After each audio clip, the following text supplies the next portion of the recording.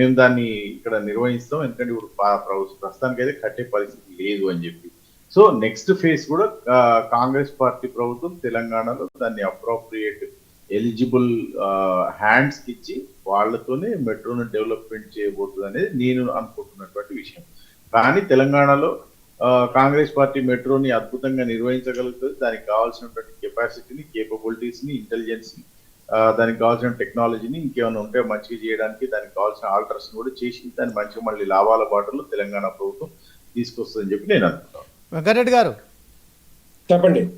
మెట్రోకు మీరు సహకరించడం లేదు, ఏపీకి మాత్రం మెట్రోకు వేల కోట్లు ఇస్తున్నారు, తెలంగాణ కోసం మాత్రం ఇవ్వట్లేదు, ఇది కాంగ్రెస్ ఆరోపణ. ఇప్పుడు మెట్రో రైల్ అనేది ఇప్పుడు ఫర్ ఎగ్జాంపుల్ ఇదే మరి ఎల్ఎన్టీ వాళ్ళు ఎందుకు ఎగ్జిట్ అవుతున్నారు? లాభాల బాటలు లేదు, లాస్ట్ లో ఉందని చెప్పేసి కదా బయటకు పోతా ఉన్నారు. సో అలాంటప్పుడు మీరు దగ్గర కాంగ్రెస్ ప్రభుత్వం వచ్చి 20 నెలలు దాటిపోయింది. 20 నెలల కాలంలో మరి ఎల్ఎన్టీకి చెప్పాల్సి ఉంటే ఇట్లా చేసుకోవాలి, ఇట్లా ఉండాలి ప్లాను, ఈ విధంగా రెవెన్యూ జనరేట్ చేసుకుంటే రేపు లాభాల బాటలు పడుతుంది, సో ఇంకా కొంత డెవలప్మెంట్ ఉంటుందనే ఆలోచనతో ఉండాలి. కానీ అది పట్టించుకోకుండా ఇప్పుడు మెట్రో 2 ఎస్ డెఫినెట్ గా కేంద్ర ప్రభుత్వం రెడీగానే ఉంది.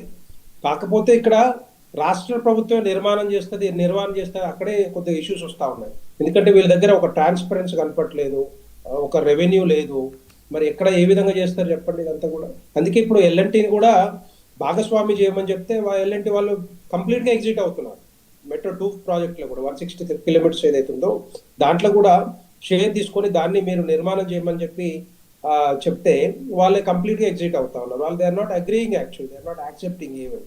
సో నేను ఏమంటున్నా అంటే రాష్ట్ర ప్రభుత్వం కూడా వాళ్ళకి అంటే పాసిబిలిటీస్, ఫీజిబిలిటీస్ ఏ విధంగా రెవెన్యూ జనరేట్ చేయాలో అది చెబితే వాళ్ళు డెఫినెట్ గా కొంత లాభంలో బాటలేదు. 13,000 కోట్లు దగ్గర లాస్ట్ లో ఉందంటే డెఫినెట్ గా మరి అది చాలా పెద్ద అమౌంట్.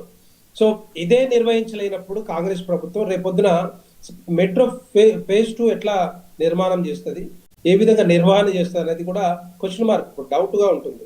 చాలా ఉన్నాయి చెప్పాను ఇంతకుముందు చెప్పినట్టుగా. ఆ గవే ఇంపార్టెంట్ ఏవైతే ప్రాజెక్ట్స్ కానీ, వాటర్ ప్రాజెక్ట్స్, నీళ్ళ ప్రాజెక్ట్స్ కానీ, లేకపోతే ఈ సంక్షేమ పథకాలు కానీ గవే జీతాలు ఇవ్వలేని పరిస్థితుల్లో కాంగ్రెస్ ప్రభుత్వం ఉన్నప్పుడు మెట్రో ఫేజ్ ఏ విధంగా నిర్మాణం చేస్తుంది, ఏ విధంగా నిర్వహిస్తుంది అనేది కూడా క్వశ్చన్ మార్క్ గా ఉంది. అదంతా కూడా ట్రాన్స్పరెన్సీ లేదు, అది కాని పనులు. ఎందుకంటే కాంగ్రెస్ ప్రభుత్వం చేతులు ఎత్తేసింది కంప్లీట్ గా. కాకపోతే మెట్రో ఫేజ్ 2కి కేంద్ర ప్రభుత్వం ఇచ్చే ఆ వాటా ఏదైతుందో డెఫినెట్ గా అది ఇస్తుంది. కానీ వీళ్ళు ఎవరితోటి ఒప్పందం కుదుర్చుకుంటారు, ఏ విధంగా ముందుకు పోతుంది అనేదే ఇప్పుడు వాళ్ళ ముందున్న ప్రశ్న. వాళ్ళు చెప్పలేకపోతా ఉన్నారు, మేమే చేస్తాం అంటున్నారు.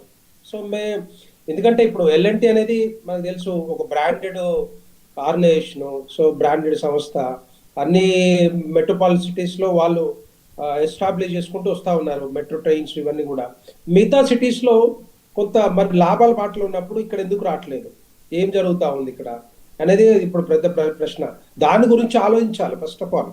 అది టేక్ ఓవర్ చేయడం బాగానే ఉంటుంది, టేక్ ఓవర్ చేసిన తర్వాత రేట్లు పెంచడం కానీ, లేకపోతే రేట్లు పెంచడం మొన్న ఒకసారి పెంచారు, అక్కడే కొత్త పబ్లిక్ లో వ్యతిరేకత కూడా వచ్చింది పెంచొద్దు అని చెప్పేసి. కాకపోతే దానికి ఉన్న ఇంకా మిగతా ఇంకేం అవకాశాలు ఏమున్నాయి అవన్నీ కూడా ఆలోచించాలి కదా. ఆలోచించకుండా ముందుకు పోతా అంటే అది రేపొద్దున ఫేజ్ 2 వచ్చిన తర్వాత కూడా ఇదే జరుగుతుంది.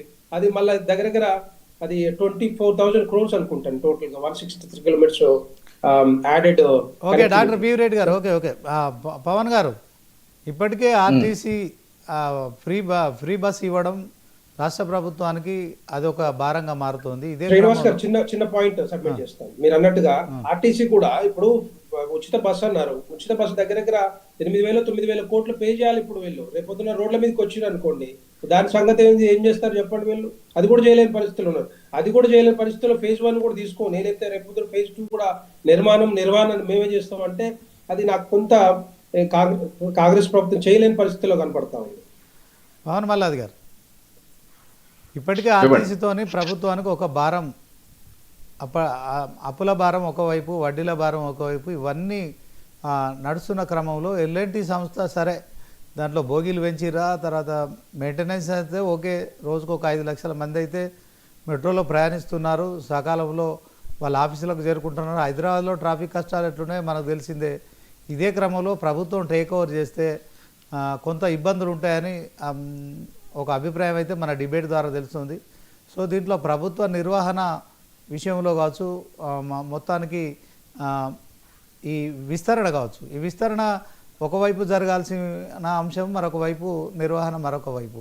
సో వీటన్నిటి విషయంలో కొంత మరి ప్రతిసారి తెలంగాణ సీఎం రేవంత్ రెడ్డి సో గత ప్రభుత్వం అప్పులు చేసిపోయింది, ఇక్కడ ఏం లేదు, సో నేను ఖాళీ కుండలు ఉన్నాయి ఇక్కడ అని చెప్పడం కావచ్చు. సో మొత్తానికి ఈ ప్రాజెక్టును టేక్ ఓవర్ చేశారు, ఛాలెంజింగ్గా తీసుకుంటున్నారు, 4th సిటీ నిర్మాణం చేస్తున్నారు, దాన్ని కూడా మెట్రోను అనుసంధానం చేస్తున్నారు. ఇప్పుడు మీరు విస్తరించబోయే 165 కిలోమీటర్ల సంబంధించిన అంశంలో మొత్తానికి హైదరాబాదు మెట్రో విస్తరణ జరగాల్సిందే. ఎందుకంటే ఎన్ని ఇబ్బందులు ఉన్నా కానీ ప్రభుత్వం ఇది సేవారంగం కింద పరిగణించాల్సిందే. సో కోటేశ్వరరావు గారు అన్నట్టు సో ఇది ఒక ఛాలెంజింగ్ ప్రక్రియ. దీంట్లో ప్రభుత్వం ఆ స్థాయిలో మరి సన్నద్ధంగా ఉందంటారా?